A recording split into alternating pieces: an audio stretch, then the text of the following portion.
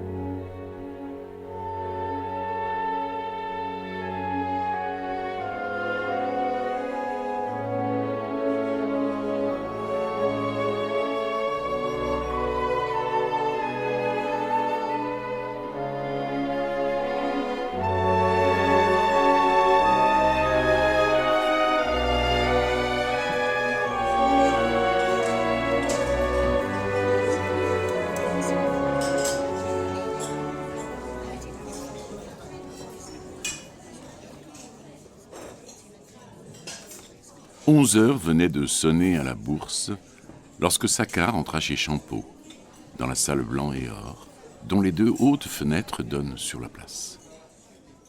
D'un coup d'œil, il parcourut les rangs de petites tables où les convives affairés se serraient coude à coude, et il parut surpris de ne pas voir le visage qu'il cherchait.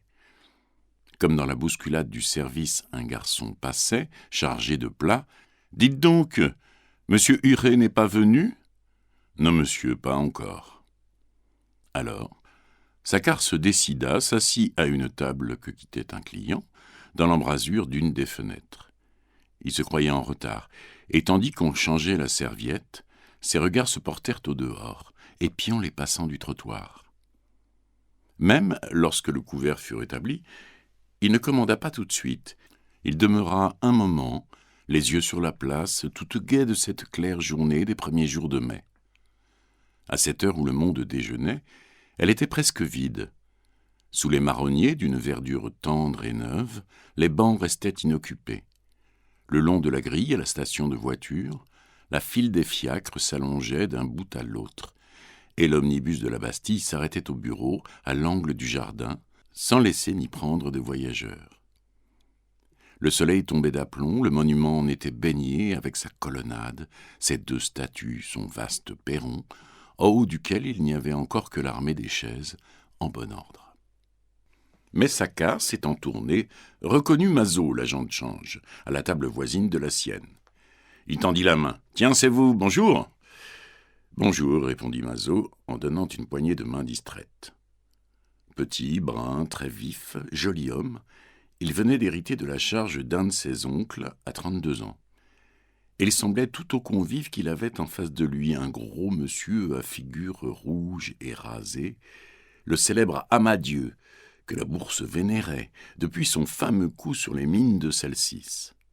Lorsque les titres étaient tombés à 15 francs et que l'on considérait tout acheteur comme un fou, il avait mis dans l'affaire sa fortune, 200 000 francs, au hasard, sans calcul ni flair, par un entêtement de brute chanceuse. Aujourd'hui que la découverte de filons réels et considérables avait fait dépasser au titre le cours de 1000 francs, il gagnait une quinzaine de millions, et son opération imbécile, qui aurait dû le faire enfermer autrefois, le haussait maintenant au rang des vastes cerveaux financiers. Il était salué, consulté surtout. D'ailleurs, il ne donnait plus d'ordre comme satisfait, trônant désormais dans son coup de génie unique et légendaire. Mazot devait rêver sa clientèle. Saccard, n'ayant pu obtenir d'Amadieu même un sourire, salua la table d'en face où se trouvaient réunis 3 spéculateurs de sa connaissance, Pirault, Moser et Salmon. « Bonjour, ça va bien ?»« Oui, pas mal, bonjour. » Chez ceux-ci encore, il sentit la froideur, l'hostilité presque. Pirault, pourtant très grand, très maigre, avec des gestes saccadés et un nez en lame de sabre dans un visage osseux de chevalier errant, avait l'habitude de la familiarité d'un joueur qui érigeait en principe le casse-cou, déclarant qu'il culbutait dans des catastrophes chaque fois qu'il s'appliquait à réfléchir. Il était d'une nature exubérante de haussier, toujours tourné à la victoire, tandis que Moser, au contraire, de taille courte, le teint jaune, ravagé par une maladie de foie, se lamentait sans cesse, en proie à de continuelles craintes de cataclysme. Quant à Salmon, un très bel homme luttant contre la cinquantaine, étalant une barbe superbe d'un noir d'encre, il passait pour un gaillard extraordinairement fort. Jamais il ne parlait, il ne répondait que par des sourires, on ne savait dans quel sens il jouait, ni même s'il jouait. Et sa façon d'écouter impressionnait tellement Moser que souvent celui-ci, après lui avoir fait une confidence, courait changer un ordre, démonté par son silence. Dans cette indifférence qu'on lui témoignait, Saccard était resté les regards fiévreux et provoquants, achevant le tour de la salle, et il n'échangea plus un signe de tête qu'avec un grand jeune homme, assis à 3 tables de distance, le beau Sabatini, un Levantin, à la face longue et brune, qui éclairait des yeux noirs magnifiques, mais qu'une bouche mauvaise, inquiétante, gâtait. L'amabilité de ce garçon acheva de l'irriter, quelque exécuté d'une bourse étrangère, un de ces gaillards mystérieux aimés des femmes, tombé depuis le dernier automne sur le marché, qu'il avait déjà vu à l'œuvre comme prête-nom dans un désastre de banque, et qui peu à peu conquérait la confiance de la corbeille et de la coulisse par beaucoup de corrections et une bonne grâce infatigable, même pour les plus tarés. Un garçon était debout devant Saccard. « Qu'est-ce que monsieur prend ?»« Ah oui, ce que vous voudrez, une côtelette, des asperges. » Puis il rappela le garçon. « Vous êtes sûr que monsieur Huret n'est pas venu avant moi et n'est pas reparti ?»« Oh, absolument sûr. » Ainsi il en était là, après la débâcle qui en octobre l'avait forcé une fois de plus à liquider sa situation, à vendre son hôtel du parc Monceau pour louer un appartement. Les Sabatini seuls le saluaient. Son entrée dans un restaurant où il avait régné ne faisait plus tourner toutes les têtes, tendre toutes les mains. Il était beau joueur, il restait sans rancune, à la suite de cette dernière affaire de terrain scandaleuse et désastreuse dont il n'avait guère sauvé que sa peau. Mais une fièvre de revanche s'allumait dans son être, et l'absence d'Huret, qui avait formellement promis d'être là dès 11 heures, pour lui rendre compte de la démarche dont il s'était chargé près de son frère Rougon, le ministre alors triomphant, l'exaspérait surtout contre ce dernier. Huret, député docile, créature du grand homme, n'était qu'un commissionnaire. Seulement Rougon, lui qui pouvait tout, était-ce possible qu'il l'abandonnât ainsi ? Jamais il ne s'était montré bon frère. Qui se fût fâché après la catastrophe, qui l'eût rompu ouvertement pour n'être point compromis lui-même, cela s'expliquait. Mais depuis 6 mois, n'aurait-il pas dû lui venir secrètement en aide ? Et maintenant, allait-il avoir le cœur de refuser le suprême coup d'épaule qui lui faisait demander par un tiers, n'osant le voir en personne, craignant quelque crise de colère qui l'emporterait ? Il n'avait qu'un mot à dire. Il le remettrait debout, avec tout ce lâche et grand Paris sous les talons. « Quel vin désire monsieur ?» demanda le sommelier. « Votre Bordeaux ordinaire. » Saccard, qui laissait refroidir sa côtelette, absorbé, sans faim, leva les yeux en voyant une ombre passer sur la nappe. C'était Macias, un gros garçon rougeau, un remisier qu'il avait connu besogneux et qui se glissait entre les tables, sa cotte à la main. Il fut ulcéré de le voir filer devant lui, sans s'arrêter, pour aller tendre la cotte à Pillerault et à Moser. Distraits, engagés dans une discussion, ceux-ci y jetèrent à peine un coup d'œil. Non, il n'avait pas d'ordre à donner, ce serait pour une autre fois. Macias, n'osant s'attaquer au célèbre Amadieu, penché au-dessus d'une salade de homard, en train de causer à voix basse avec Mazo, revint vers Salmon qui prit la cotte, l'étudia longuement, puis la rendit sans un mot. La salle s'animait. D'autres remisiers, à chaque minute, en faisaient battre les portes. Des paroles hautes s'échangeaient de loin, toute une passion d'affaires montait à mesure que s'avançait l'heure. Et Saccard, dont les regards retournaient sans cesse au dehors, voyait aussi la place se remplir peu à peu, les voitures et les piétons affluer, tandis que sur les marches de la bourse, éclatantes de soleil, des taches noires, des hommes se montraient déjà un à un. « Je vous répète, dit Moser de sa voix désolée, que ces élections complémentaires du 20 mars sont un symptôme des plus inquiétants. Enfin, c'est aujourd'hui Paris tout entier acquis à l'opposition. » Mais Pirault haussait les épaules. Carnot et Garnier-Pagès de plus sur les bancs de la gauche, qu'est-ce que ça pouvait faire ? « C'est comme la question des duchés, reprit Moser. Eh bien, elle est grosse de complications. Certainement. Vous avez beau rire. Je ne dis pas que nous devrions faire la guerre à la Prusse pour l'empêcher de s'engraisser aux dépens du Danemark. Seulement, il y avait des moyens d'action. Oui, lorsque les gros se mettent à manger les petits, on ne sait jamais où ça s'arrête. Et quant au Mexique... » Pirault, qui était dans un de ces jours de satisfaction universelle, l'interrompit d'un éclat de rire. « Ah non, mon cher, ne nous ennuyez plus avec vos terreurs sur le Mexique. Le Mexique, ce sera la page glorieuse du règne. Où diable prenez-vous que l'Empire soit malade ? Est-ce qu'en janvier, l'emprunt de 300 millions n'a pas été couvert plus de 15 fois ? Un succès écrasant. Tenez, je vous donne rendez-vous en 67. Oui, dans 3 ans d'ici, lorsqu'on ouvrira l'exposition universelle que l'empereur vient de décider. » « Je vous dis que tout va mal, » affirma désespérément Moser. « Eh, fichez-nous la paix, tout va bien !» Salmon les regardait l'un après l'autre en souriant de son air profond, et Saccard, qui les avait écoutés, ramenait aux difficultés de sa situation personnelle cette crise où l'Empire semblait entrer. Lui, une fois encore, était par terre. Est-ce que cet empire qui l'avait fait allait comme lui culbuter, croulant tout d'un coup de la destinée la plus haute à la plus misérable ? Ah, depuis 12 ans qu'il l'avait aimé et défendu, ce régime où il s'était senti vivre, pousser, se gorger de sève, ainsi que l'arbre dont les racines plongent dans le terreau qui lui convient. Mais si son frère voulait l'en arracher, si on le retranchait de ceux qui épuisaient le seul gras des jouissances, que tout fût donc emporté dans la grande débâcle finale des nuits de fête. Maintenant, il attendait ces asperges, absent de la salle où l'agitation croissait sans cesse, envahi par des souvenirs.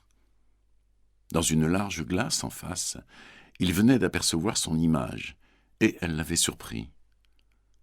L'âge ne mordait pas sur sa petite personne, ses 50 ans n'en paraissaient guère que 38, il gardait une maigreur, une vivacité de jeune homme. Même avec les années, son visage noir et creusé de marionnettes, au nez pointu, aux minces yeux luisants, s'était comme arrangé, avait pris le charme de cette jeunesse persistante, si souple, si active, les cheveux touffus encore, sans un fil blanc. Et invinciblement, il se rappelait son arrivée à Paris, au lendemain du coup d'État, le soir d'hiver où il était tombé sur le pavé, les poches vides, affamé, ayant toute une rage d'appétit à satisfaire. Ah, cette première course à travers les rues, lorsque, avant même de défaire sa malle, il avait eu le besoin de se lancer par la ville avec ses bottes éculées, son paletot graisseux pour la conquérir. Depuis cette soirée, il était souvent monté très haut. Un fleuve de millions avait coulé entre ses mains sans que jamais il eût possédé la fortune en esclave ainsi qu'une chose en soi dont on dispose, qu'on tient sous clé, vivante, matérielle. Toujours le mensonge, la fiction avaient habité ses caisses que des trous inconnus semblaient vider de leur or. Puis voilà qu'il se retrouvait sur le pavé, comme à l'époque lointaine du départ, aussi jeune, aussi affamé, inassouvi toujours, torturé du même besoin de jouissance et de conquête. Il avait goûté à tout, et il n'était pas rassasié, n'ayant pas eu l'occasion ni le temps, croyait-il, de mordre assez profondément dans les personnes et dans les choses.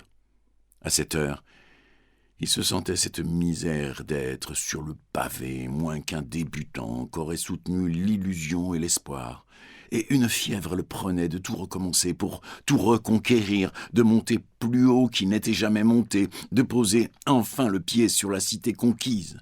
Non plus la richesse menteuse de la façade, mais l'édifice solide de la fortune, la vraie royauté de l'or trônant sur des sacs pleins. La voix de Moser, qui s'élevait de nouveau, aigre et très aiguë, tira un instant Saccard de ses réflexions. « L'expédition du Mexique coûte 14 millions par mois, c'est hier qu'il a prouvé. Il faut vraiment être aveugle pour ne pas voir que, dans la Chambre, la majorité est ébranlée. Ils sont 30 et quelques maintenant à gauche.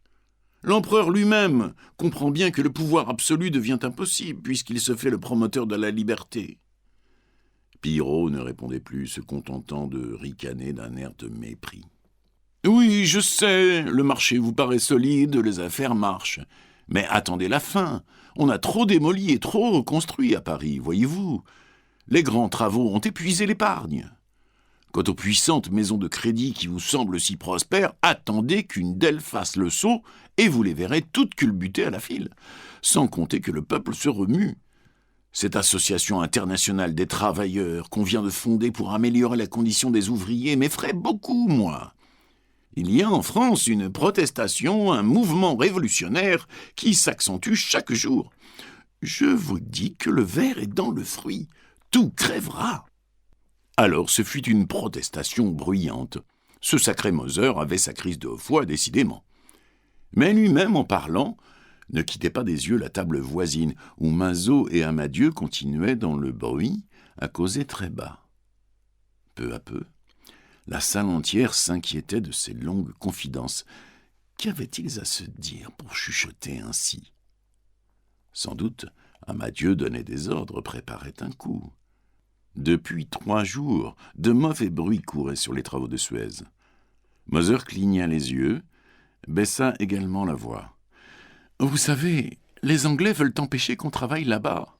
On pourrait bien avoir la guerre. » Cette fois, Pillerault fut ébranlé par l'énormité même de la nouvelle. C'était incroyable, et tout de suite le mot vola de table en table, acquérant la force d'une certitude. L'Angleterre avait envoyé un ultimatum, demandant la cessation immédiate des travaux. Amadieu, évidemment, ne causait que de ça avec Mazaud, à qui il donnait l'ordre de vendre tous ses Suez. Un bourdonnement de panique s'éleva, dans l'air chargé d'odeurs grasses, au milieu du bruit croissant des vaisselles remuées. Et à ce moment, ce qui porta l'émotion à son comble, ce fut l'entrée brusque d'un commis de l'agent de change, le petit Flory, un garçon à figure tendre mangé d'une épaisse barbe châtaine.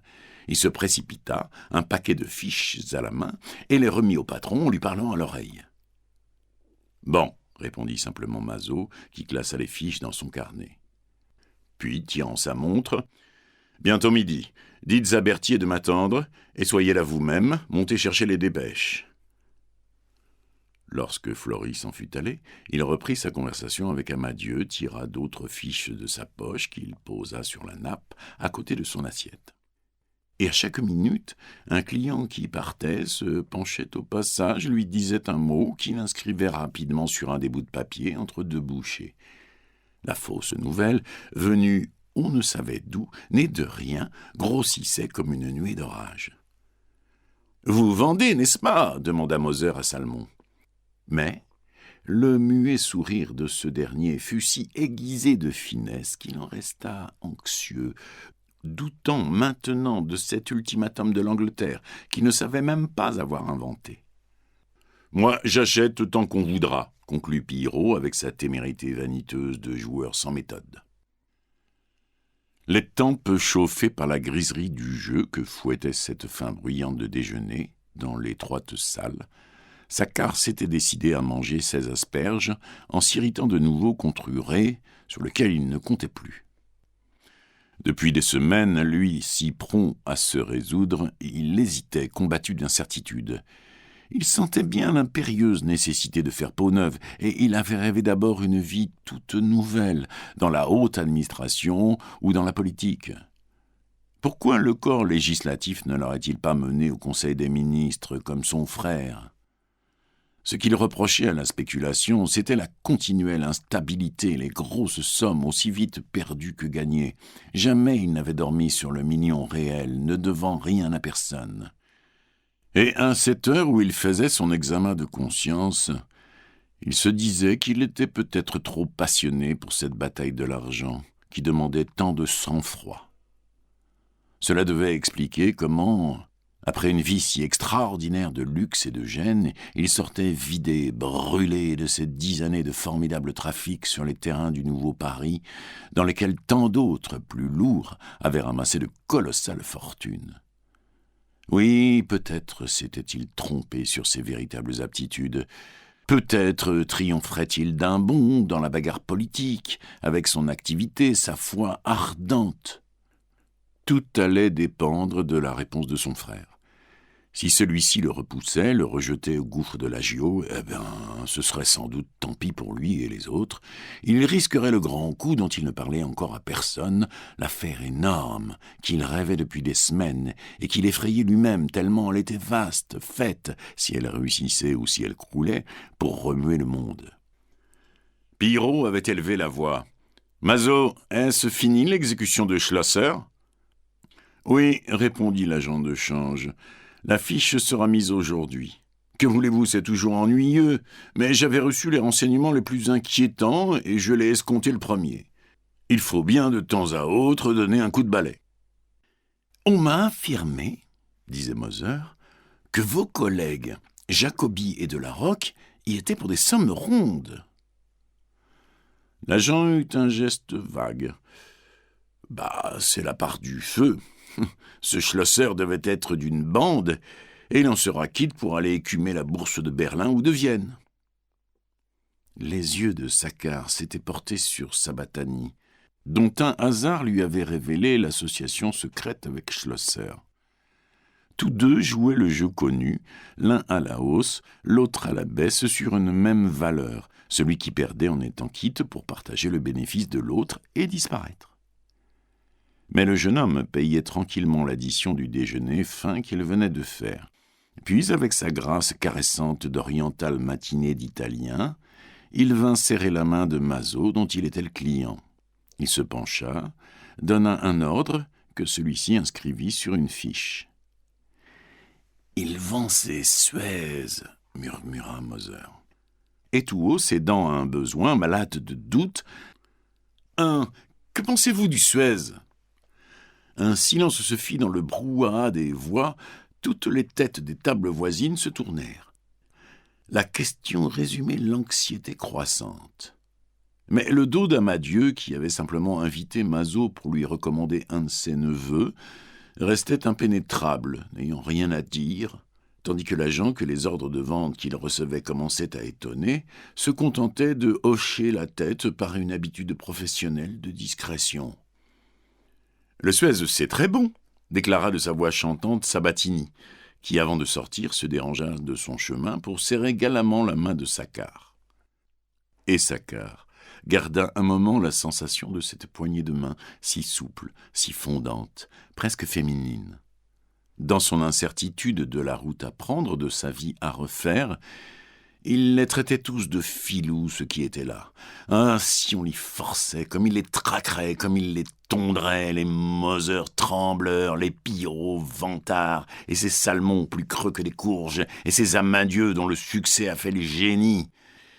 Le bruit des assiettes et des verres avait repris, les voix s'enrouaient, les portes battaient plus fort dans la hâte qui les dévorait tous d'être là-bas, au jeu, si une débâcle devait se produire sur le Suez. Et par la fenêtre, au milieu de la place sillonnée de fiacres, encombrée de piétons, il voyait les marches ensoleillées de la bourse, comme mouchetées maintenant d'une montée continue d'insectes humains, des hommes correctement vêtus de noir qui, peu à peu, garnissaient la colonnade, pendant que derrière les grilles apparaissaient quelques femmes, vagues, rôdant sous les marronniers. Brusquement, au moment où il entamait le fromage qu'il venait de commander, une grosse voix lui fit lever la tête. « Je vous demande pardon, mon cher, il m'a été impossible de venir plus tôt. » Enfin, C'était Huré, un Normand du Calvados, une figure épaisse et large de paysan rusé qui jouait l'homme simple. Tout de suite, il se fit servir n'importe quoi le plat du jour avec un légume. « Eh bien ?» demanda sèchement Saccard, qui se contenait. Mais l'autre ne se pressait pas, le regardait en homme financier et prudent. Puis, se mettant à manger, avançant la face et baissant la voix, « Eh bien, j'ai vu le grand homme. Oui, chez lui ce matin. Oh, il a été très gentil pour vous. » Il s'arrêta, but un grand verre de vin, se remit une pomme de terre dans la bouche. « Alors, mon cher, voici. Il veut bien faire pour vous tout ce qu'il pourra, il vous trouvera une très jolie situation, mais pas en France. Ainsi, par exemple, gouverneur dans une de nos colonies, une des bonnes, vous y seriez le maître, un vrai petit prince. » Saccard était devenu blême. « Dites donc, c'est pour rien, vous vous fichez du monde ? Pourquoi pas tout de suite la déportation ? Ah, il veut se débarrasser de moi. Qu'il prenne garde que je finisse par le gêner pour tout de bon. » Huré restait la bouche pleine, conciliant. « Voyons, on ne veut que votre bien, laissez-nous faire. » « Que je me laisse supprimer, n'est-ce pas ? Tenez, tout à l'heure, on disait ici que l'Empire n'aurait bientôt plus une faute à commettre. Oui, la guerre d'Italie, le Mexique, l'attitude vis-à-vis de la Prusse. Ma parole, c'est la vérité. Vous ferez tant de bêtises et de folies que la France entière se lèvera pour vous flanquer dehors. » Du coup, le député, la fidèle créature du ministre, s'inquiéta, pâlissant, regardant autour de lui. « Oh, permettez, je ne peux pas vous suivre. Rougon est un honnête homme, il n'y a pas de danger tant qu'il sera là. Non, n'ajoutez rien, vous le méconnaissez, je tiens à le dire. » Violemment, étouffant sa voix entre ses dents serrées, Saccard l'interrompit. « Soit, aimez-le, faites votre cuisine ensemble. Oui ou non, veut-il me patronner, ici, à Paris ?»« À Paris, jamais. » Sans ajouter un mot, il se leva, appela le garçon pour payer, tandis que, très calme, Huré, qui connaissait ses colères, continuait à avaler de grosses bouchées de pain et le laissait aller de peur d'un esclandre. Mais à ce moment, dans la salle, il y eut une forte émotion. Gundermann venait d'entrer, le banquier roi, le maître de la bourse et du monde, un homme de 60 ans dont l'énorme tête chauve, au nez épais, aux yeux ronds, à fleur de tête, exprimait un entêtement et une fatigue immenses.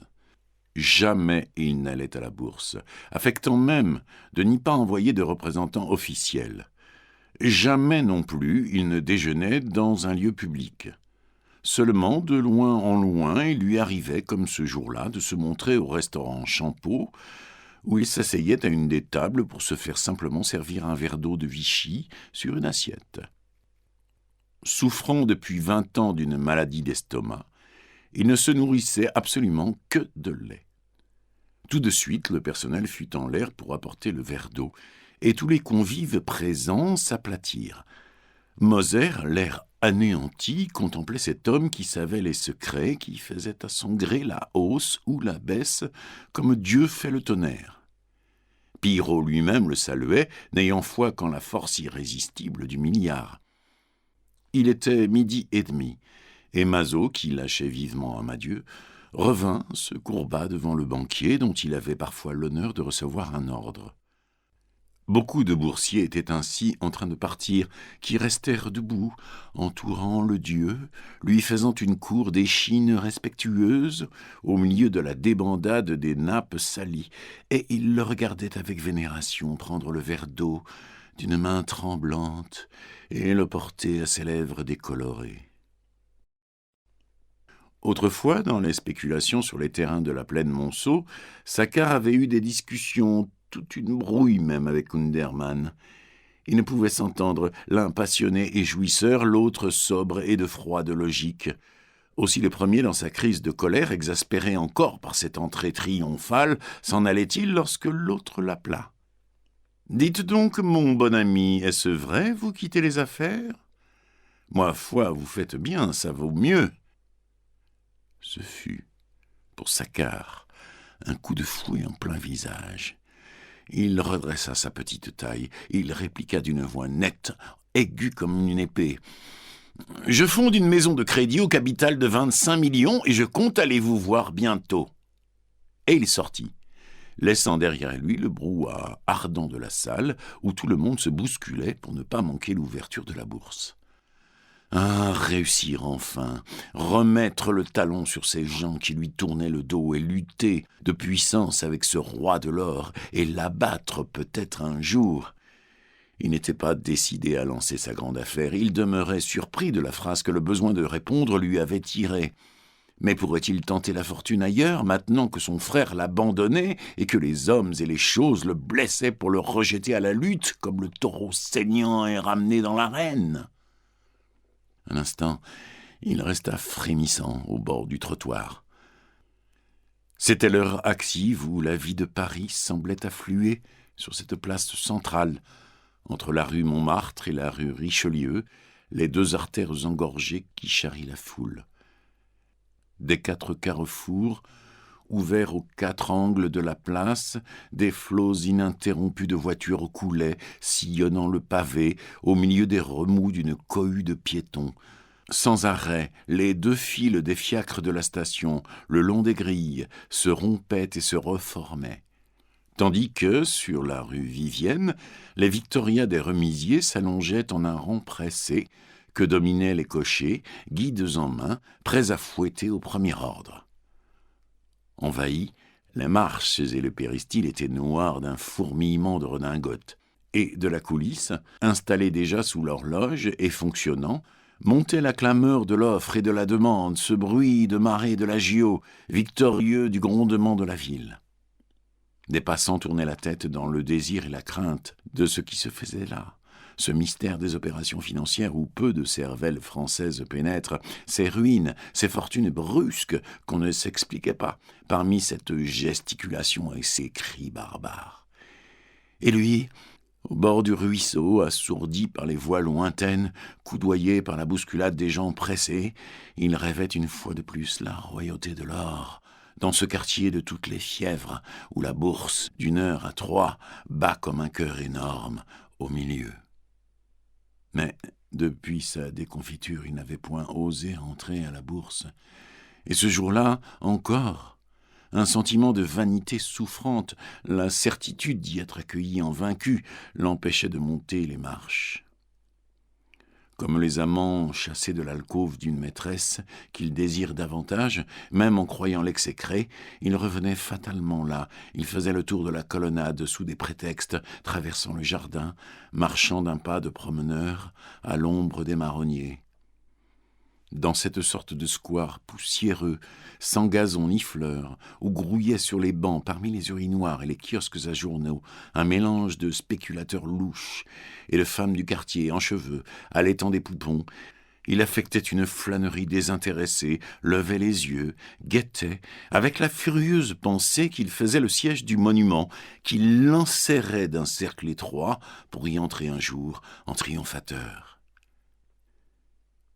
Il pénétra par l'angle de droite, sous les arbres qui font face à la rue de la Banque, et tout de suite, il tomba sur la petite bourse des valeurs déclassées, les pieds humides, comme on appelle avec un ironique mépris ces joueurs de la brocante, qui cotent en plein vent, dans la boue des jours pluvieux, les titres des compagnies mortes. Il y avait là, en un groupe tumultueux, toute une juiverie malpropre, de grasses faces luisantes, des profils desséchés d'oiseaux voraces, une extraordinaire réunion de nez typiques, rapprochés les uns des autres, ainsi que sur une proie, s'acharnant au milieu de cris gutturaux comme près de se dévorer entre eux. Il passait, lorsqu'il aperçut un peu à l'écart un gros homme, en train de regarder au soleil un rubis qu'il levait en l'air, délicatement, entre ses doigts énormes et sales. « Tiens, Bush, vous me faites songer que je voulais monter chez vous. » Bush, qui tenait un cabinet d'affaires rue Feydeau, au coin de la rue Vivienne, lui avait à plusieurs reprises été d'une utilité grande, en des circonstances difficiles.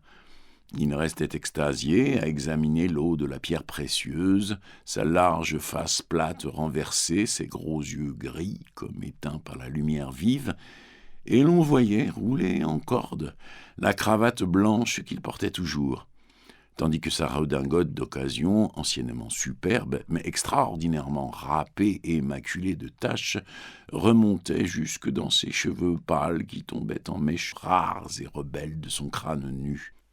Son chapeau, roussi par le soleil, lavé par les averses, n'avait plus d'âge. Enfin, il se décida à redescendre sur terre. « Ah, monsieur Saccard, vous faites un petit tour par ici. » « Oui, c'est une lettre en langue russe, une lettre d'un banquier russe établi à Constantinople.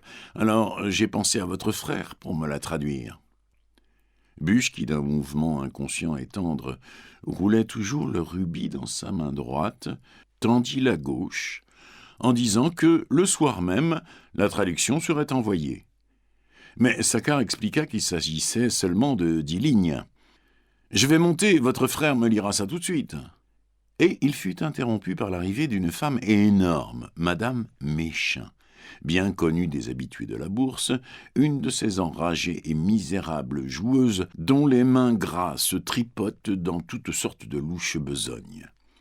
Son visage de pleine lune, bouffi et rouge, aux minces yeux bleus, au petit nez perdu, à la petite bouche d'où sortait une voix flûtée d'enfant, semblait déborder du vieux chapeau mauve noué de travers par des brides de grenat, et la gorge géante et le ventre hydropique crevaient la robe de popeline verte, mangée debout, tournée au jaune. Elle tenait au bras un antique sac de cuir noir immense, aussi profond qu'une valise, qu'elle ne quittait jamais. Ce jour-là, le sac, gonflé, plein à crever, la tirait à droite, penché comme un arbre. « Vous voilà, dit Buch, qui devait l'attendre. « Oui, et j'ai reçu les papiers de Vendôme, je les apporte. »« Bon, filons chez moi, rien à faire aujourd'hui ici. » Saccard avait eu un regard vacillant sur le vaste sac de cuir. Il savait que, fatalement, allaient tomber là les titres déclassés, les actions des sociétés mises en faillite, sur lesquelles les pieds humides agiotent encore des actions de 500 francs qui se disputent à 20 sous, à 10 sous, dans le vague espoir d'un relèvement improbable, ou plus pratiquement comme une marchandise scélérate qu'ils cèdent avec bénéfice aux banqueroutiers désireux de gonfler leurs passifs. Dans les batailles meurtrières de la finance, la Méchain était le corbeau qui suivait les armées en marche. Pas une compagnie, pas une grande maison de crédit ne se fondait sans qu'elle apparût avec son sac, sans qu'elle flairât l'air, attendant les cadavres, même aux heures prospères des émissions triomphantes, car elle savait bien que la déroute était fatale, que le jour du massacre viendrait, où il y aurait des morts à manger, des titres à ramasser pour rien dans la boue et dans le sang. Et lui, qui roulait son grand projet d'une banque, eut un léger frisson, fut traversé d'un pressentiment à voir ce sac, ce charnier des valeurs dépréciées, dans lequel passait tout le sale papier balayé de la bourse. Comme Buch emmenait la vieille femme, Saccard le retint. « Alors je puis monter, je suis certain de trouver votre frère. » Les yeux du juif s'adoucirent, exprimèrent une surprise inquiète. « Mon frère, mais certainement. Où voulez-vous qu'il soit ? » « Très bien, à tout à l'heure. » Et Saccard, les laissant s'éloigner, poursuivit sa marche lente le long des arbres vers la rue Notre-Dame-des-Victoires.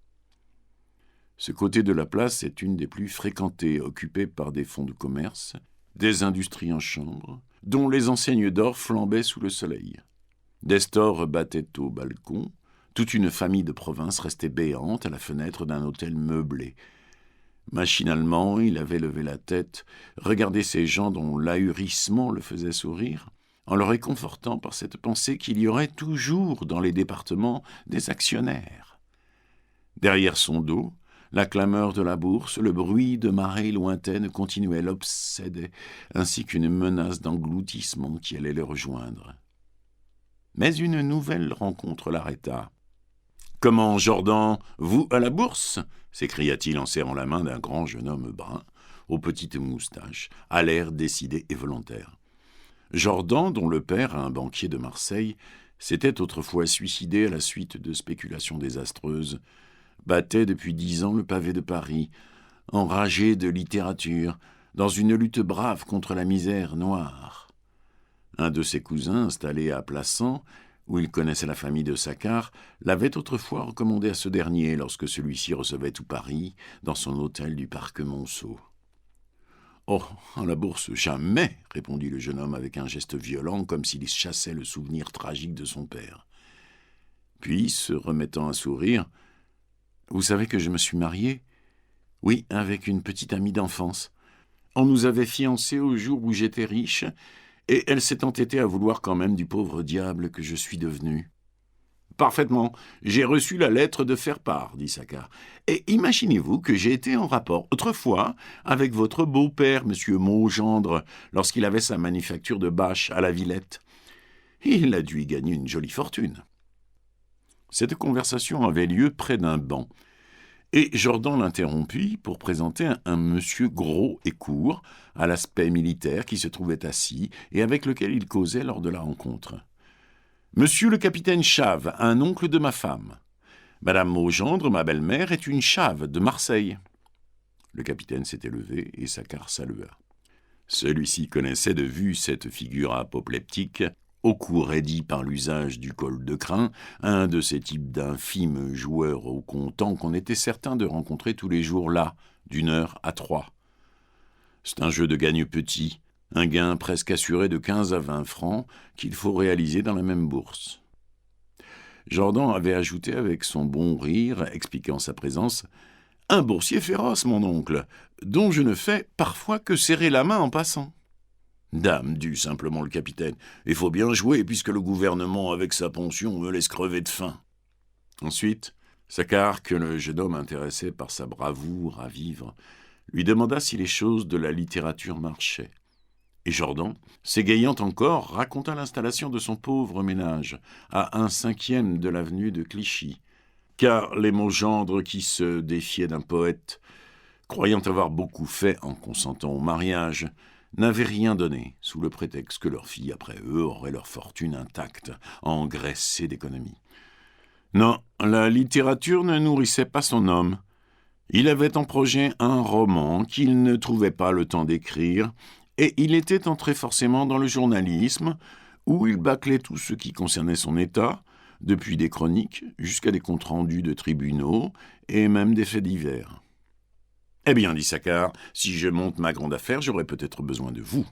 Venez donc me voir. » Après avoir salué, il tourna derrière la bourse. Là, enfin, la clameur lointaine, les abois du jeu cessèrent, ne furent plus qu'une rumeur vague perdue dans le grondement de la place. De ce côté, les marches étaient également envahies de monde, mais le cabinet des agents de change, dont on voyait les tentures rouges par les hautes fenêtres, isolait du vacarme de la grande salle la colonnade, où des spéculateurs, les délicats, les riches, s'étaient assis commodément à l'ombre, quelques-uns seuls, d'autres par petits groupes, transformant en une sorte de club ce vaste péristyle ouvert au plein ciel.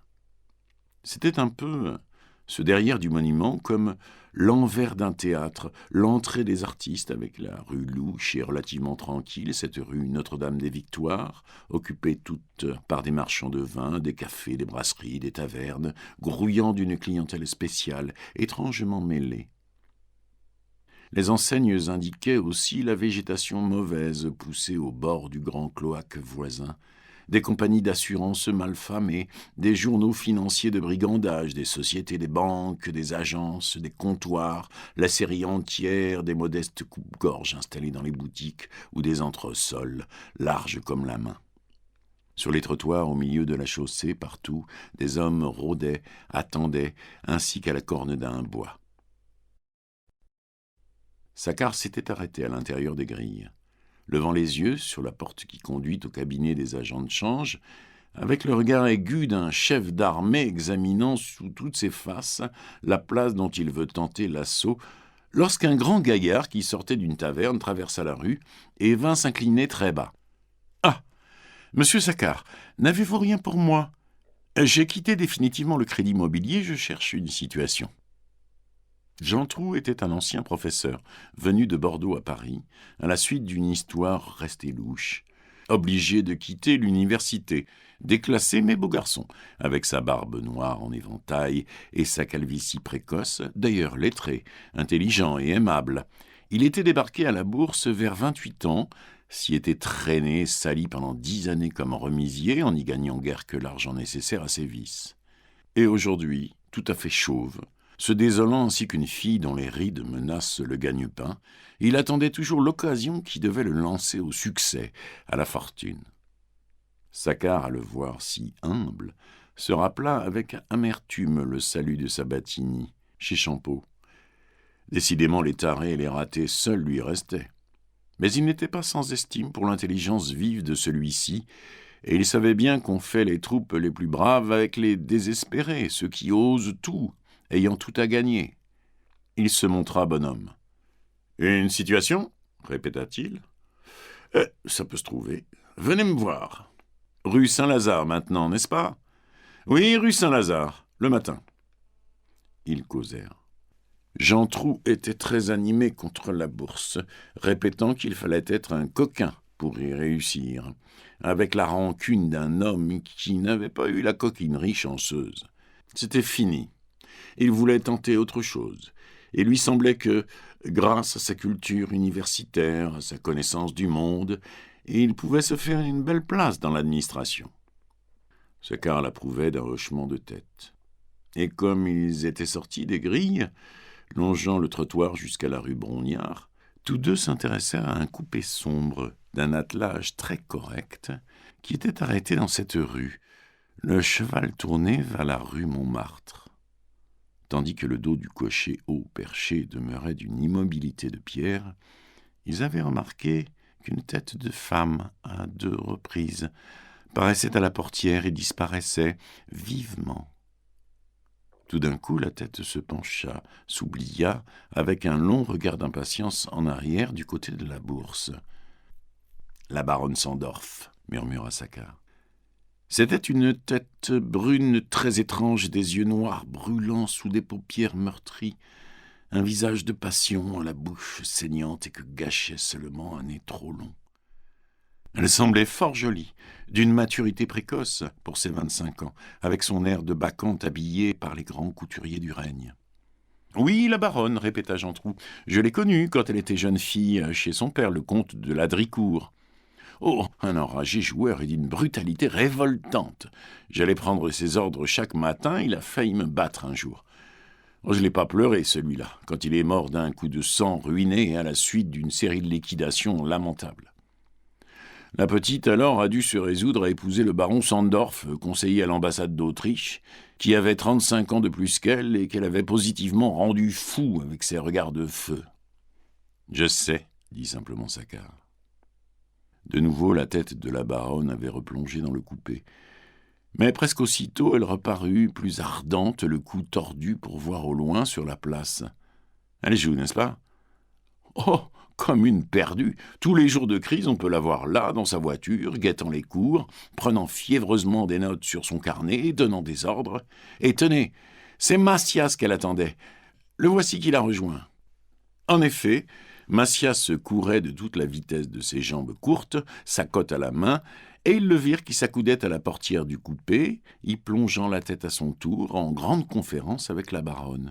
Puis, comme il s'écartait un peu pour ne pas être surpris dans leur espionnage, et comme le remisier revenait toujours courant, ils l'appelèrent. Lui d'abord jeta un regard de côté, s'assurant que le coin de la rue le cachait. Ensuite, il s'arrêta net, essoufflé, son visage fleuri, congestionné, gai quand même, avec ses gros yeux bleus d'une limpidité enfantine. « Mais qu'est-ce qu'ils ont » cria-t-il. « Voilà le Suez qui dégringole. On parle d'une guerre avec l'Angleterre, une nouvelle qui les révolutionne et qui vient on ne sait d'où.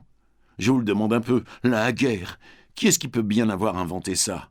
À moins que ça ne soit inventé tout seul. Enfin, un vrai coup de chien. » Jean Trou cligna les yeux. « La dame mord toujours ? Oh, enragé, je porte ses ordres à Nathanson. » Saccard, qui écoutait, fit tout haut une réflexion. « Tiens, c'est vrai. On m'a dit que Nathanson était entré à la coulisse. » « Un garçon très gentil, Nathanson, » déclara Jean Trou, « et qui mérite de réussir. Nous avons été ensemble au Crédit Immobilier. Mais il arrivera à lui, car il est juif. Son père, un Autrichien, est établi à Besançon, horloger, je crois. Vous savez que ça l'a pris un jour, là-bas, au crédit, en voyant comment ça se manigançait. Il s'est dit que c'était pas si malin, qu'il n'y avait qu'à avoir une chambre et à ouvrir un guichet, et il a ouvert un guichet. Vous êtes content, vous, Macias ? Oh, content, vous y avez passé, et vous avez raison de dire qu'il faut être juif.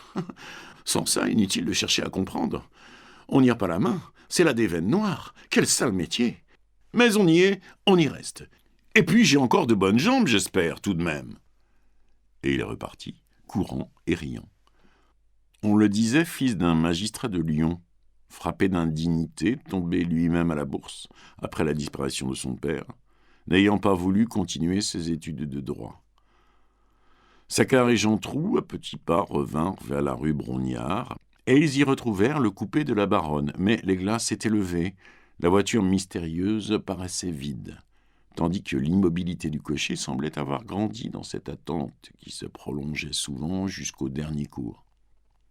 « Elle est diablement excitante, » reprit brutalement Saccard. « Je comprends le vieux baron. » Jantrou eut un sourire singulier.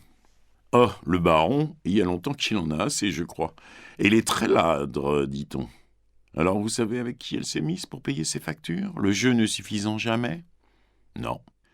Avec Delcambre.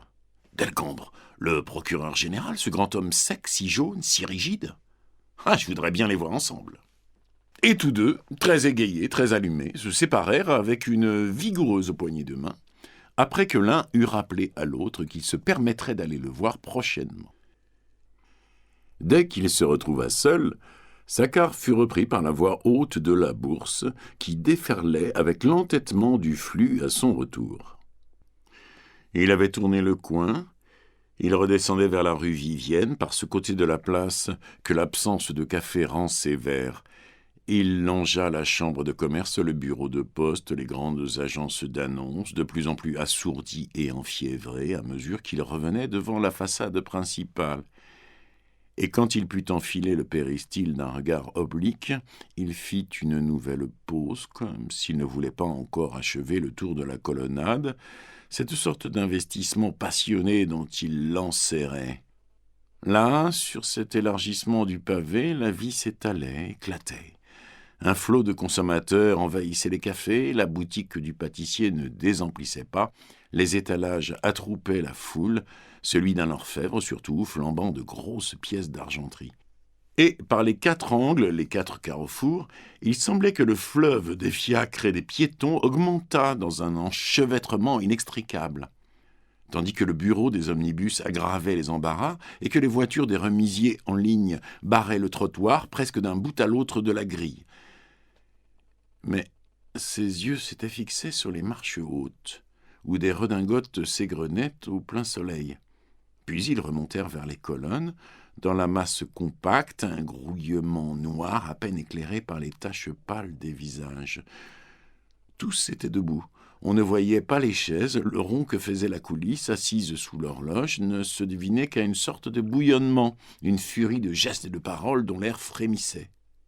Vers la gauche, le groupe des banquiers occupés à des arbitrages et des opérations sur le change et sur les chèques anglais restait plus calme, sans cesse traversé par la queue du monde qui entrait, allant au télégraphe.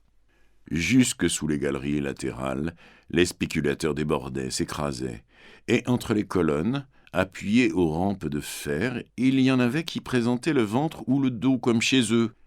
La trépidation, le grondement de machines sous vapeur, grandissait et agitait la bourse entière dans un vacillement de flammes. Brusquement, il reconnut le remisier Macias, qui descendait les marches à toutes jambes, puis qui sauta dans sa voiture, dont le cocher lança le cheval au galop. Alors, Saccard sentit ses poings se serrer. Violemment, il s'arracha. Il tourna dans la rue Vivienne, traversant la chaussée pour gagner le coin de la rue Feydeau, où se trouvait la maison de Buch. Il venait de se rappeler la lettre russe qu'il avait à se faire traduire. Mais comme il entrait, un jeune homme, planté devant la boutique du papetier qui occupait le rez-de-chaussée, le salua. Et il reconnut Gustave Sédille, le fils d'un fabricant de soie de la rue des Jeuneurs que son père avait placé chez Mazot pour étudier le mécanisme des affaires financières. Il sourit paternellement à ce grand garçon élégant, se doutant bien de ce qu'il faisait là, en faction. La papeterie Conin fournissait de carnets toute la bourse, depuis que la petite madame Conin y aidait son mari. Le gros Conin qui, lui, ne sortait jamais de son arrière-boutique, s'occupant de la fabrication, tandis qu'elle, toujours, allait et venait, servant au comptoir, faisant les courses dehors. Elle était grasse, blonde, rose, un vrai petit mouton frisé avec des cheveux de soie pâle, très gracieuse, très câline et d'une continuelle gaieté. Elle aimait bien son mari, disait-on, ce qui ne l'empêchait pas, quand un boursier de la clientèle lui plaisait, d'être tendre, mais pas pour de l'argent, uniquement pour le plaisir, et une seule fois, dans une maison amie du voisinage, à ce que racontait la légende. En tout cas, les heureux qu'elle faisait devaient se montrer discrets et reconnaissants, car elle restait adorée, fêtée, sans un vilain bruit autour d'elle. Et la papeterie continuait de prospérer, c'était un coin de vrai bonheur. En passant, Saccard aperçut madame Conin qui souriait à Gustave à travers les vitres. Quel joli petit mouton! Il en eut une sensation délicieuse de caresse. Enfin, il monta. Depuis 20 ans, Buch occupait tout en haut, au 5e étage, un étroit logement composé de 2 chambres et d'une cuisine. Né à Nancy de parents allemands, il était débarqué là de sa ville natale. Il y avait peu à peu étendu son cercle d'affaires d'une extraordinaire complication, sans éprouver le besoin d'un cabinet plus grand, abandonnant à son frère Sigismond la pièce sur la rue, se contentant de la petite pièce sur la cour, où les paperasses, les dossiers, les paquets de toutes sortes s'empilaient tellement que la place d'une unique chaise contre le bureau se trouvait réservée. Une de ses grosses affaires était bien le trafic sur les valeurs dépréciées. Il les centralisait, il servait d'intermédiaire entre la petite bourse des pieds humides et les banqueroutiers qui ont des trous à combler dans leur bilan. Aussi suivait-il les cours, achetant directement parfois, alimenté surtout par les stocks qu'on lui apportait. Mais outre l'usure et tout un commerce caché sur les bijoux et les pierres précieuses, il s'occupait particulièrement de l'achat des créances. C'était là ce qui emplissait son cabinet à en faire craquer les murs, ce qui le lançait dans Paris, aux 4 coins, flairant, gâtant, avec des intelligences dans tous les mondes. Dès qu'il apprenait une faillite, il accourait, rôdait autour du syndic, finissait par acheter tout ce dont on ne pouvait rien tirer de bon immédiatement. Il surveillait les études de notaire, attendait les ouvertures de successions difficiles, assistait aux adjudications des créances désespérées, lui-même publiait des annonces, attirait les créanciers impatients qui aimaient mieux toucher quelques sous tout de suite que de courir le risque de poursuivre leurs débiteurs. Et de ces sources multiples, du papier arrivait de véritables hottées, le tas sans cesse accru d'un chiffonnier de la dette, billets impayés, traités inexécutés, reconnaissances restées vaines, engagements non tenus. Puis, là-dedans, commençait le triage, le coup de fourchette dans cet arlequin gâté, ce qui demandait un flair spécial, très délicat. Dans cette mer de créanciers disparus ou insolvables, il fallait faire un choix, pour ne pas trop éparpiller son effort. En principe, il professait que toute créance, même la plus compromise, peut devenir bonne, et il avait une série de dossiers admirablement classés, auxquels correspondait un répertoire des noms qu'il relisait de temps à autre pour s'entretenir la mémoire. Mais, parmi les insolvables, il suivait naturellement de plus près ceux qu'il sentait avoir des chances de fortune prochaine. Son enquête dénudait les gens, pénétrait les secrets des familles, prenait note des parentés riches, des moyens d'existence, des nouveaux emplois surtout, qui permettaient de lancer des oppositions.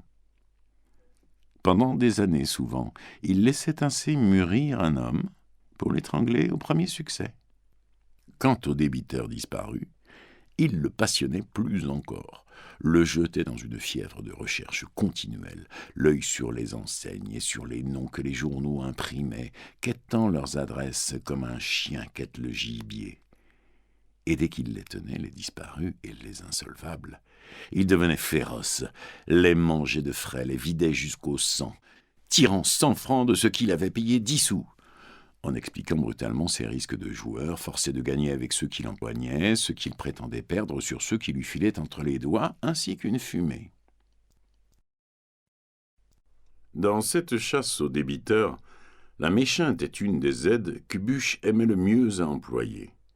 Car s'il devait avoir ainsi une petite troupe de rabatteurs à ses ordres, il vivait dans la défiance de ce personnel, mal famé et affamé. Tandis que la méchante avait pignon sur rue, possédait derrière la butte Montmartre toute une cité, la cité de Naples, un vaste terrain planté de huttes branlantes qu'elle louait au mois. Un coin d'épouvantable misère, des meurs de faim en tas dans l'ordure, des trous à pourceaux qu'on se disputait et dont elle balayait sans pitié les locataires avec leur fumier dès qu'ils ne payaient plus. Ce qui la dévorait, ce qui lui mangeait les bénéfices de sa cité, c'était sa passion malheureuse du jeu. Et elle avait aussi le goût des plaies d'argent, des ruines, des incendies, au milieu desquels on peut voler des bijoux fondus. Lorsque Buch la chargeait d'un renseignement à prendre, d'un débiteur à déloger, elle y mettait parfois du sien, se dépensait pour le plaisir. Elle se disait veuve, mais personne n'avait connu son mari. Elle venait, on ne savait d'où, et elle paraissait avoir eu toujours 50 ans, débordante, avec sa mince voix de petite fille. Ce jour-là, dès que la méchante se trouva assise sur l'unique chaise, le cabinet fut plein, comme bouché par ce dernier paquet de chair tombé à cette place. Devant son bureau, Buch, prisonnier, semblait enfoui, ne laissant émerger que sa tête carrée au-dessus de la mer des dossiers. « Voici !» dit-elle en vidant son vieux sac de l'énorme tas de papier qui le gonflait. « Voici ce que Fayeux m'envoie de Vendôme. Il a tout acheté pour vous dans cette faillite Charpier que vous m'aviez dit de lui signaler. 110 francs. » Fayeux, qu'elle appelait son cousin, venait d'installer là-bas un bureau de receveur de rente. Il avait pour négoce avoué de toucher les coupons des petits rentiers du pays, et dépositaire de ces coupons et de l'argent, il y jouait frénétiquement. « Ça ne vaut pas grand-chose, la province, » murmura Buch, « mais on y fait des trouvailles tout de même. » Il flairait les papiers, les triait déjà d'une main experte, les classait en gros d'après une première estimation à l'odeur. Sa face plate se rembrunissait, il eut une moue désappointée. « Il n'y a pas gras, rien à mordre. Heureusement que ça n'a pas coûté cher. Voilà des billets, encore des billets. Si ce sont des jeunes gens et s'ils sont venus à Paris, nous les rattraperons peut-être. » Mais il eut une légère exclamation de surprise. « Tiens, qu'est-ce que c'est que ça ?» Il venait de lire, au bas d'une feuille de papier timbré, la signature du comte de Beauvilliers. Et la feuille ne portait que 3 lignes, d'une grosse écriture sénile. « Je m'engage à payer la somme de 10 000 francs à mademoiselle Léonie Cron le jour de sa majorité. » « Le comte de Beauvilliers, » reprit-il lentement, réfléchissant tout haut. « Oui, il a eu des fermes, tout un domaine du côté de Vendôme. Il est mort d'un accident de chasse. Il a laissé une femme et 2 enfants dans la Gêne.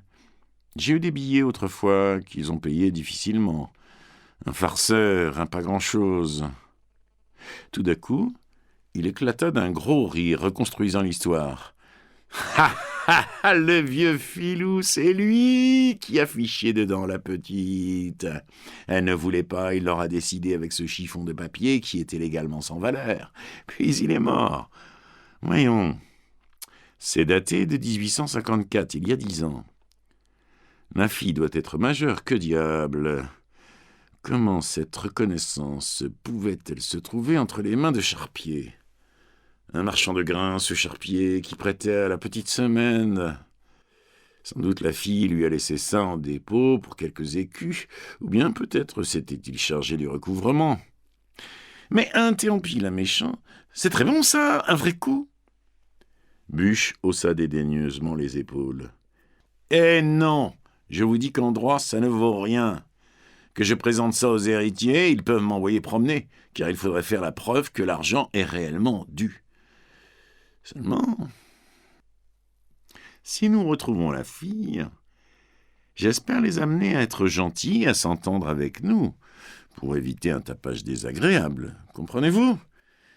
Cherchez cette Léonie Cron, écrivez à Feuilleux pour qu'il nous la déniche là-bas. Ensuite, nous verrons à rire.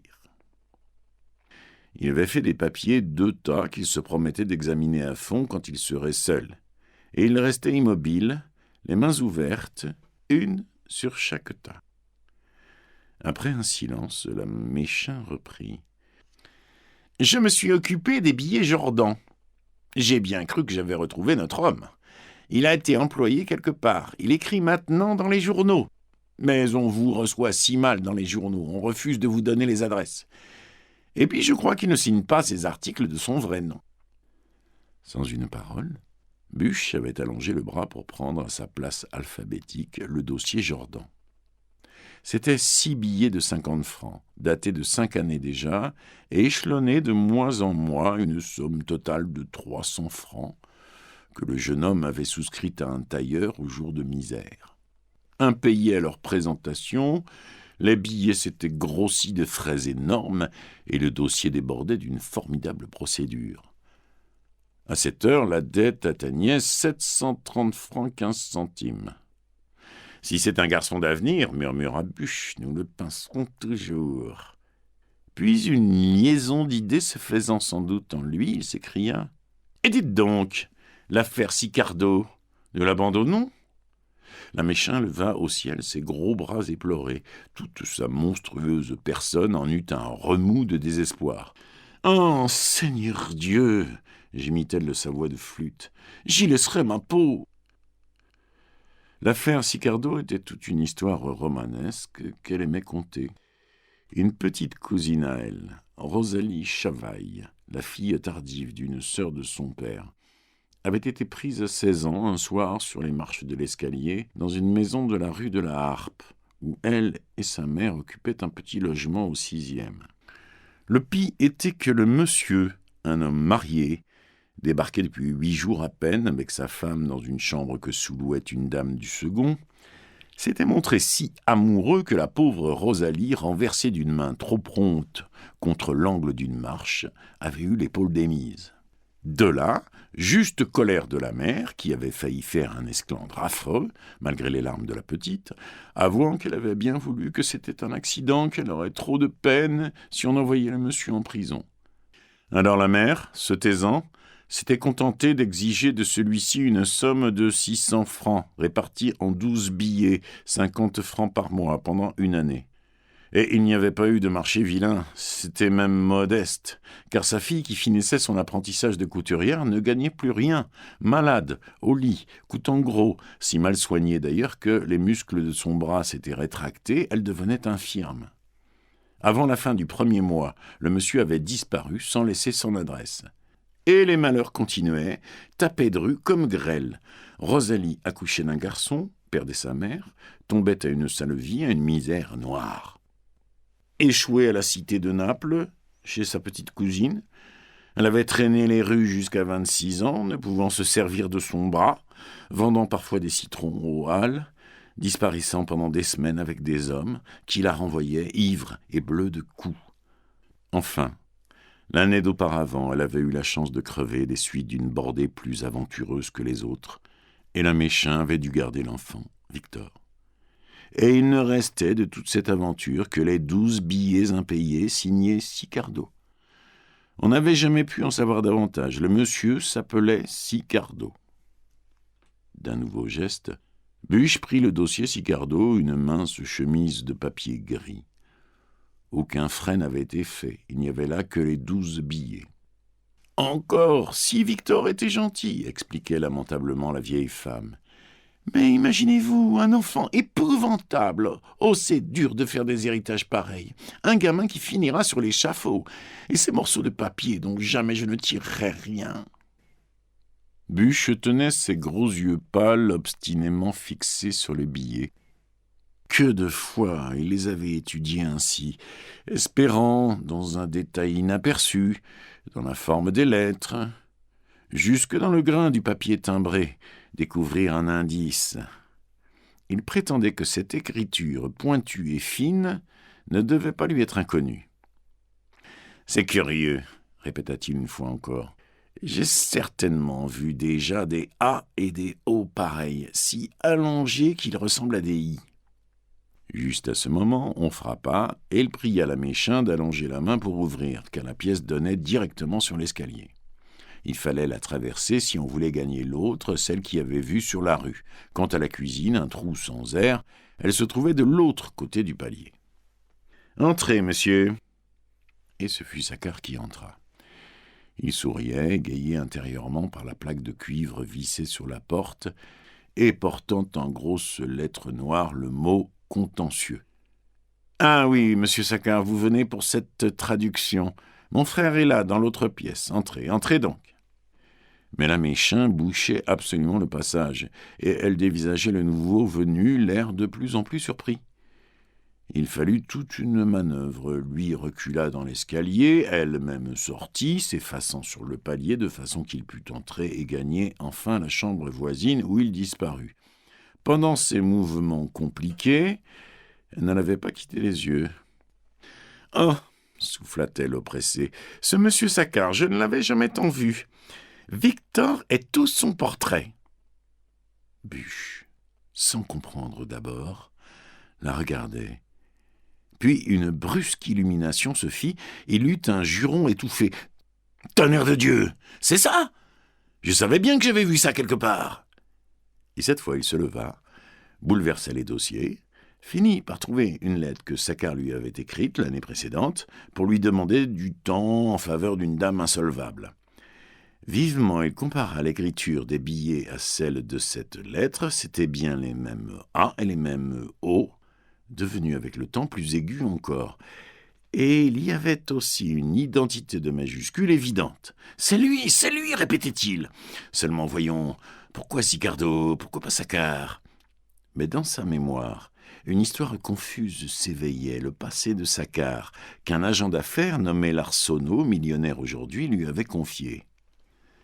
Saccard, tombant à Paris au lendemain du coup d'État, venant exploiter la puissance naissante de son frère Rougon, et d'abord sa misère dans les rues noires de l'ancien quartier latin, et ensuite sa fortune rapide, à la faveur d'un louche mariage, quand il avait eu la chance d'enterrer sa femme. C'était lors de ses débuts difficiles qu'il avait changé son nom de Rougon contre celui de Saccard, en transformant simplement le nom de cette première femme qui se nommait Sicardo.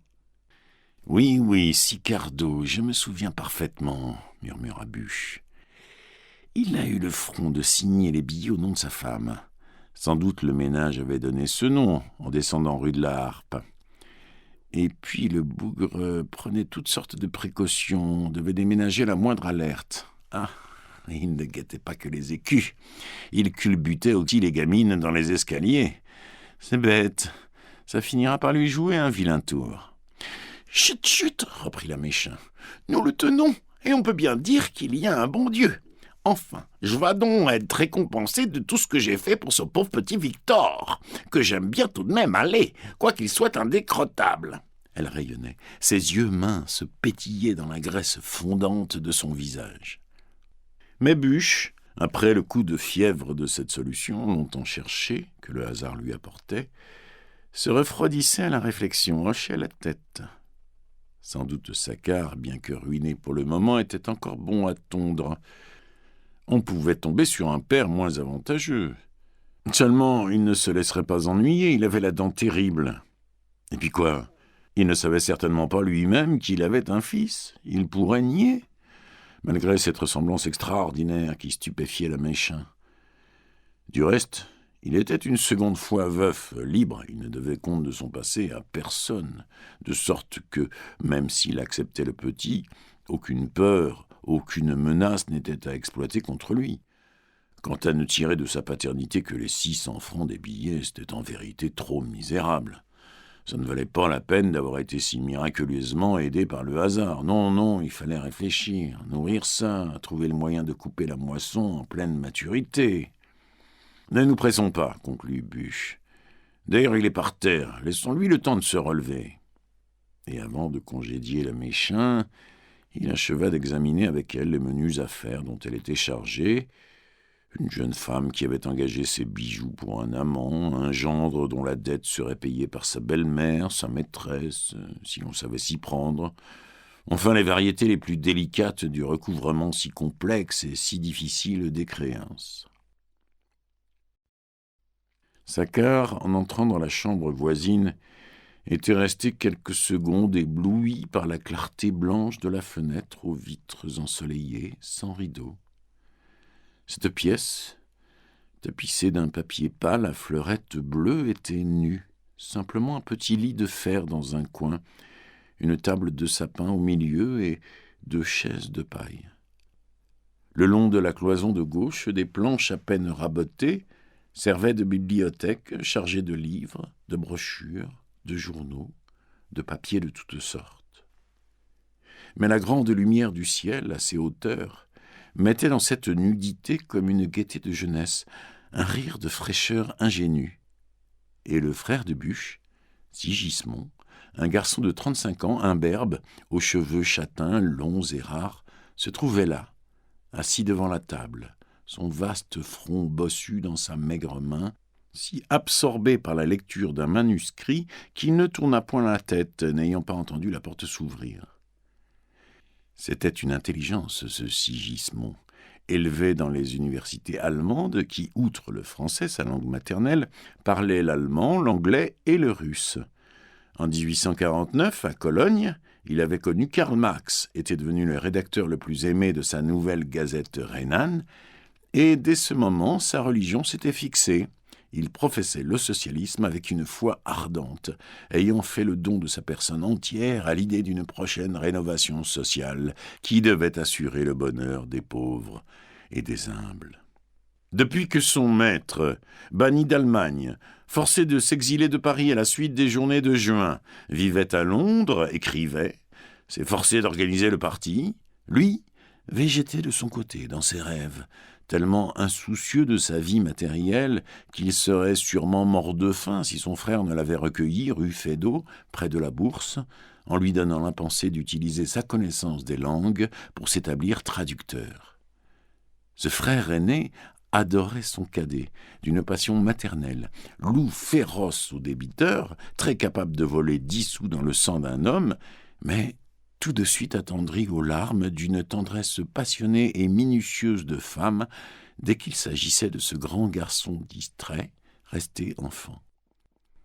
Il lui avait donné la belle chambre sur la rue, il le servait comme une bonne, menait leur étrange ménage, balayant, faisant les lits, s'occupant de la nourriture qu'un petit restaurant du voisinage montait 2 fois par jour.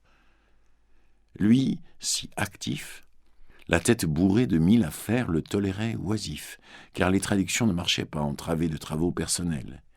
Et il lui défendait même de travailler, inquiet d'une petite toux mauvaise.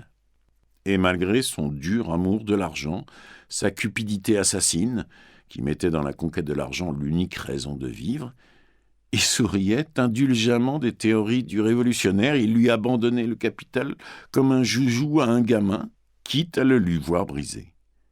Sigismond, de son côté, ne savait même pas ce que faisait son frère dans la pièce voisine.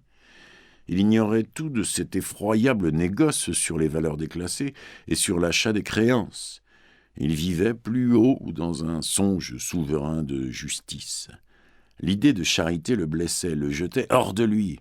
La charité, c'était l'aumône, l'inégalité consacrée par la bonté.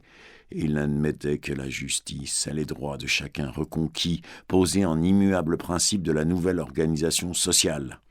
Aussi, à la suite de Karl Marx, avec lequel il était en continuelle correspondance, épuisait-il ses jours à étudier cette organisation, modifiant, améliorant sans cesse sur le papier la société de demain, couvrant de chiffres d'immenses pages, basant sur la science l'échafaudage compliqué de l'universel bonheur. Il retirait le capital aux uns pour le répartir entre les autres. Il remuait les milliards, déplaçait d'un trait de plume la fortune du monde. Et cela, dans cette chambre nue, sans une autre passion que son rêve, sans un besoin de jouissance à satisfaire, d'une frugalité telle que son frère devait se fâcher pour qu'il bût du vin et mangeât de la viande. Il voulait que le travail de tout homme, mesuré selon ses forces, assurât le contentement de ses appétits. Lui se tuait à la besogne et vivait de rien. Un vrai sage, exalté dans l'étude, dégagé de la vie matérielle, très doux et très pur. Depuis le dernier automne, il toussait de plus en plus. La phtisie l'envahissait, sans qu'il daignât même s'en apercevoir et se soigner. Mais, Saccard ayant fait un mouvement, Sigismond enfin leva ses grands yeux vagues et s'étonna, bien qu'il connût le visiteur. « C'est pour une lettre à traduire. » La surprise du jeune homme augmentait car il avait découragé les clients, les banquiers, les spéculateurs, les agents de change, tout ce monde de la bourse qui reçoit, particulièrement d'Angleterre et d'Allemagne, une correspondance nombreuse des circulaires, des statuts de société. « Oui, une lettre en langue russe. Oh, 10 lignes seulement. » Alors il tendit la main, le russe étant resté sa spécialité. Lui seul le traduisant couramment, au milieu des autres traducteurs du quartier qui vivaient de l'allemand et de l'anglais.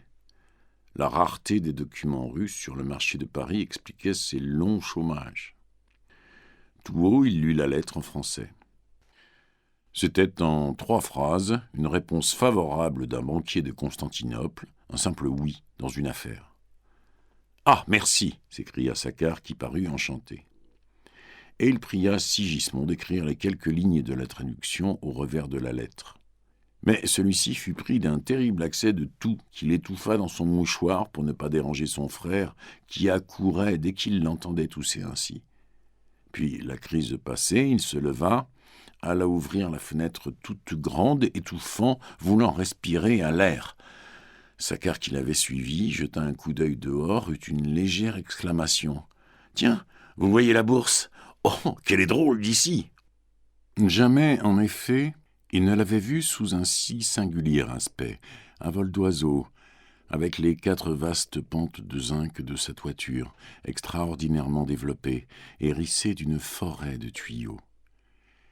Les pointes des paratonnerres se dressaient, pareilles à des lances gigantesques menaçant le ciel.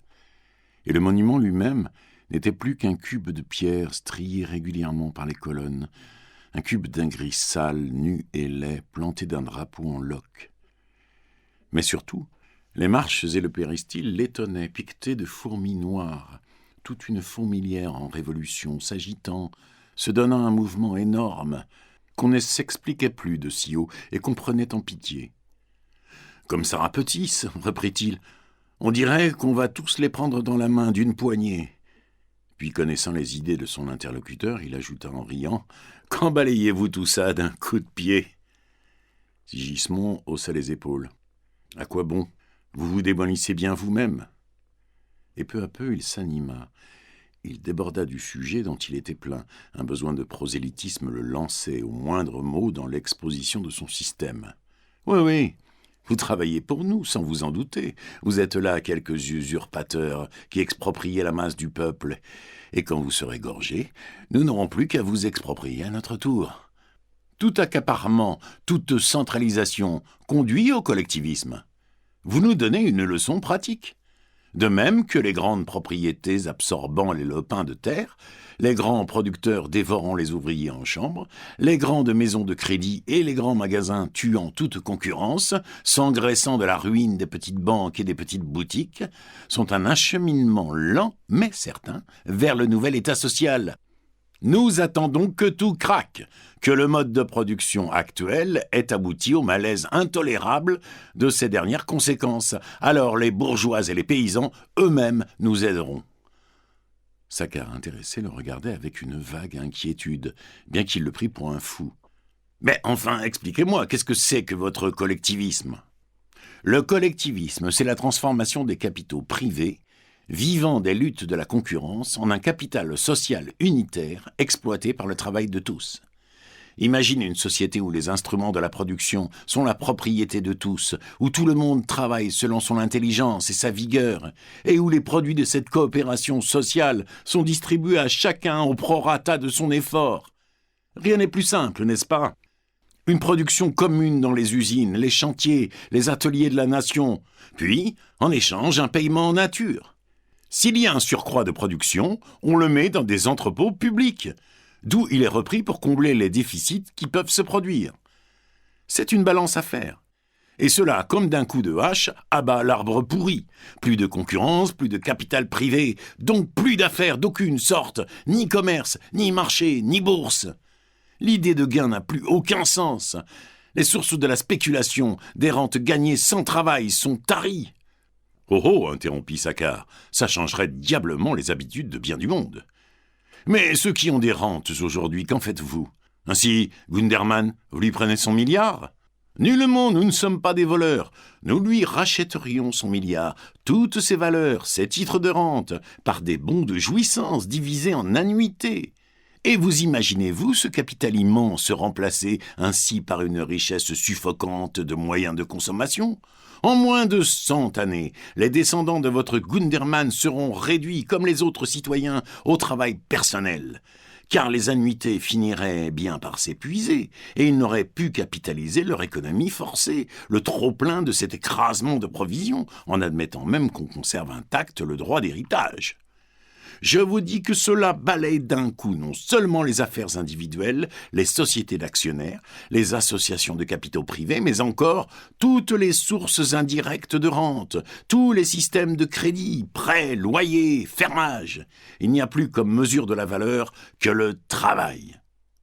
Le salaire se trouve naturellement supprimé, n'étant pas dans l'état capitaliste actuel équivalent au produit exact du travail, puisqu'il ne représente jamais que ce qui est strictement nécessaire au travailleur pour son entretien quotidien. Et il faut reconnaître que l'État actuel est seul coupable, que le patron le plus honnête est bien forcé de suivre la dure loi de la concurrence, d'exploiter ses ouvriers s'il veut vivre. C'est notre système social entier à détruire. Ah ! Gundermann, étouffant sous l'accablement de ses bons de jouissance, les héritiers de Gundermann, n'arrivant pas à tout manger, obligés de donner aux autres et de reprendre la pioche ou l'outil, comme les camarades. Et Sigismond éclata d'un bon rire d'enfant en récréation, toujours debout près de la fenêtre, les regards sur la bourse, où grouillait la noire fourmilière du jeu. Des rougeurs ardentes montaient à ses pommettes. Il n'avait d'autre amusement que de s'imaginer ainsi les plaisantes ironies de la justice de demain. Le malaise de Saccard avait grandi. Si ce rêveur éveillé disait vrai pourtant, s'il avait deviné l'avenir, il expliquait des choses qui semblaient très claires et sensées. « Bah, murmura-t-il pour se rassurer, tout ça n'arrivera pas l'année prochaine. »« Certes, reprit le jeune homme redevenu grave et las. Nous sommes dans la période transitoire, la période d'agitation. Peut-être y aura-t-il des violences révolutionnaires, elles sont souvent inévitables. Mais les exagérations, les emportements sont passagers. Je ne me dissimule pas les grandes difficultés immédiates. Tout cet avenir rêvé semble impossible. On n'arrive pas à donner aux gens une idée raisonnable de cette société future, cette société de juste travail, dont les mœurs seront si différentes des nôtres. C'est comme un autre monde dans une autre planète. Et puis, il faut bien le confesser, la réorganisation n'est pas prête, nous cherchons encore. Moi qui ne dors plus guère, j'y épuise mes nuits. Par exemple, il est certain qu'on peut nous dire « Si les choses sont ce qu'elles sont, c'est que la logique des faits humains les a faites ainsi. » Dès lors qu'elle labeur pour ramener le fleuve à sa source et le diriger dans une autre vallée, certainement, l'état social actuel a dû sa prospérité séculaire aux principes individualistes, que l'émulation, l'intérêt personnel rendent une fécondité de production sans cesse renouvelée. Le collectivisme arriva-t-il jamais à cette fécondité, et par quels moyens activer la fonction productive du travailleur quand l'idée de gain sera détruite ? Là est pour moi le doute, l'angoisse, le terrain faible où il faut que nous nous battions si nous voulons que la victoire du socialisme s'y décide un jour. Mais nous vaincrons parce que nous sommes la justice. Tenez, vous voyez ce monument devant vous ? Vous le voyez ? La bourse, dit Saccard. Parbleu, bah oui, je la vois. Eh bien, ce serait bête de la faire sauter, parce qu'on la rebâtirait ailleurs. Seulement, je vous prédis qu'elle sautera d'elle-même, quand l'État l'aura expropriée, devenue logiquement l'unique et universelle banque de la nation. Et qui sait ? Elle servira alors d'entrepôt public à nos richesses trop grandes, un des greniers d'abondance où nos petits-fils trouveront le luxe de leurs jours de fête. D'un geste large, Sigismond ouvrait cet avenir de bonheur général et moyen. Et il s'était tellement exalté qu'un nouvel accès de tout le secoua, revenu à sa table, les coudes parmi ses papiers, la tête entre les mains, pour étouffer le râle déchiré de sa gorge. Mais cette fois, il ne se calmait pas.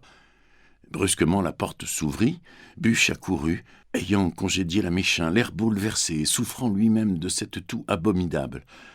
Tout de suite, il s'était penché, avait pris son frère dans ses grands bras, comme un enfant dont on berce la douleur.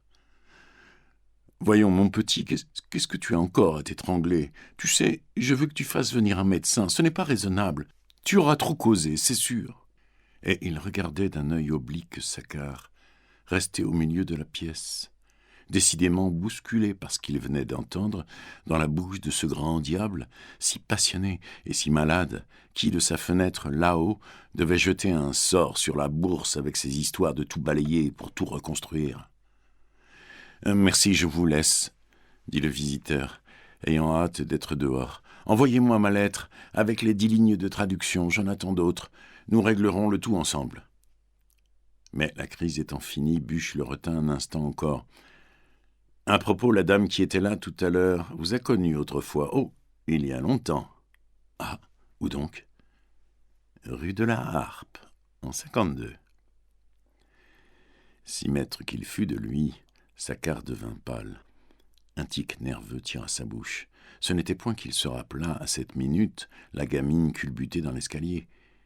Il ne l'avait même pas su enceinte. Il ignorait l'existence de l'enfant.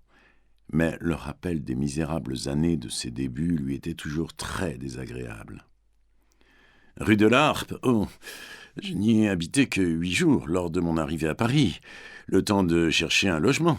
Oh, au revoir. »« Au revoir. » accentua Buch, qui se trompa, voyant un aveu dans cet embarras, et qui déjà cherchait de quelle façon large il exploiterait l'aventure.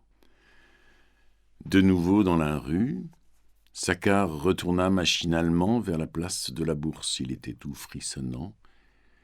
Il ne regarda même pas la petite Madame Conin, dont la jolie figure blonde souriait à la porte de la papeterie. Sur la place, l'agitation avait grandi. La clameur du jeu venait battre les trottoirs grouillants de monde avec la violence débridée d'une marée haute. C'était le coup de gueule de 3h moins un quart, la bataille des derniers cours, l'enragement à savoir qui s'en irait les mains pleines. Et debout à l'angle de la rue de la Bourse, en face du péristyle, il croyait reconnaître dans la bousculade confuse, sous les colonnes, le baissier Moser et le haussier Piraud, tous les deux aux prises, tandis qu'il s'imaginait entendre, sorti du fond de la grande salle, la voix aiguë de l'agent de change Mazot, que couvraient par moments les éclats de Nathanson, assis sous l'horloge à la coulisse. Mais une voiture qui rasait le ruisseau faillit l'éclabousser. Massia sauta, avant même que le cocher eût arrêté, monta les marches d'un bond, apportant hors d'haleine le dernier ordre d'un client. Et lui, toujours immobile et debout, les yeux sur la mêlée, là-haut, remâchait sa vie, hanté par le souvenir de ses débuts que la question de Buch venait de réveiller.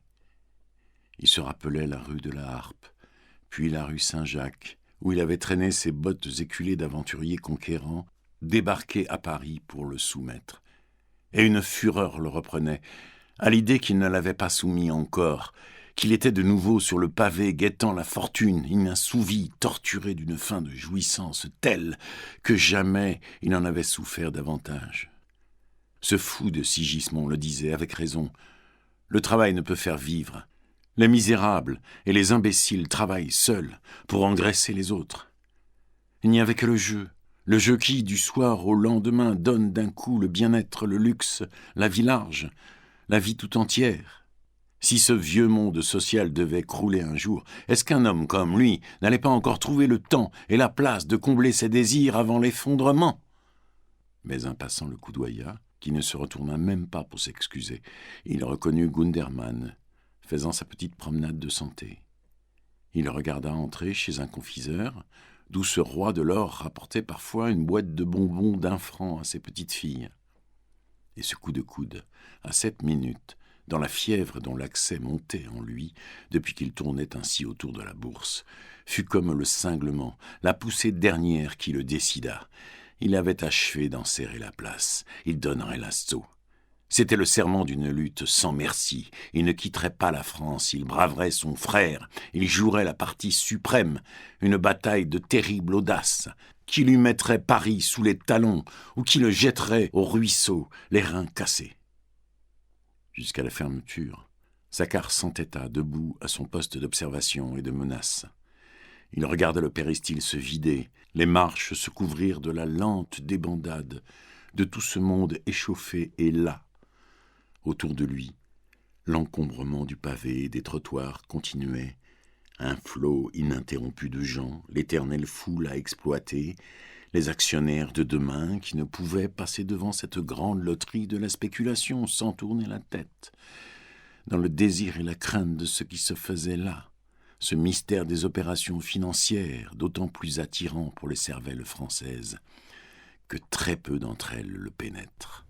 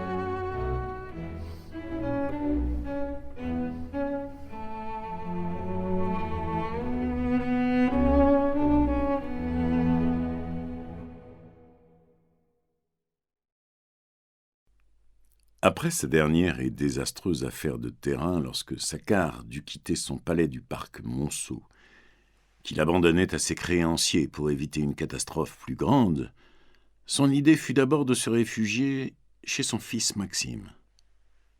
Celui-ci, depuis la mort de sa femme, qui dormait dans un petit cimetière de la Lombardie, occupait seul un hôtel de l'avenue de l'Impératrice, où il avait organisé sa vie avec un sage et féroce égoïsme. Il y mangeait la fortune de la morte sans une faute, un garçon de faible santé que le vice avait précocement mûri. Et d'une voix nette, il refusa à son père de le prendre chez lui pour continuer à vivre tous deux en bon accord, expliqua-t-il de son air souriant et avisé. Dès lors, Saccard songea à une autre retraite. Il allait louer une petite maison à Passy, un asile bourgeois de commerçants retirés, lorsqu'il se souvint que le rez-de-chaussée et le premier étage de l'hôtel d'Orvieto. Nous espérons que vous avez apprécié cet aperçu. Pour continuer à écouter ce livre audio sur Google Play Livres, utilisez le lien dans la description de la vidéo.